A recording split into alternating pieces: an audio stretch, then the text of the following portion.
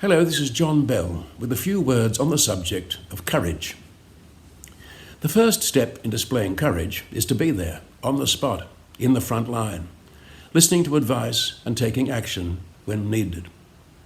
Abraham Lincoln spent much of the American Civil War visiting the hospitals, the battlefields, his generals, and the telegraph office, listening to advice from everybody and taking charge when he needed to. At the Battle of Agincourt, Henry V led a half-starved army of English soldiers against a French army 5 times its size, and he defeated it through good tactics, through optimism, and through displaying personal bravery. But it's not always the guy up front waving the flag and banging the drum who displays courage. Often it's the foot soldiers slogging away patiently in the background. Great oratory is not always necessary. Sometimes actions speak louder. Courage is having the guts to get up and try again, no matter how often you've been knocked down. In the words of Nelson Mandela, courage is not the absence of fear, but the triumph over it. Because there can be no courage unless you're scared. Courage is doing what you're frightened of. In the words of John Wayne, courage is being scared stiff and saddling up anyway. If you don't risk anything, you can't gain anything.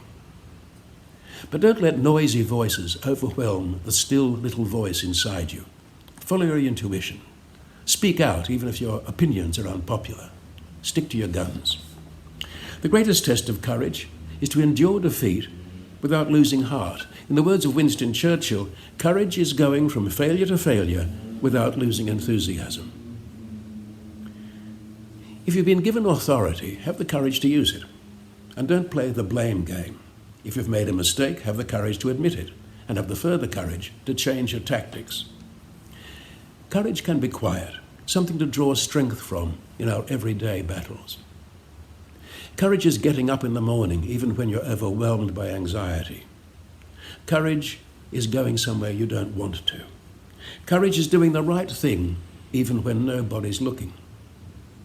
Courage says, I failed today, but I'll try again tomorrow. In my speeches on courage, I draw extensively from the great leaders in history, and I quote extensively from their famous speeches, words of inspiration and encouragement. It's all about courage.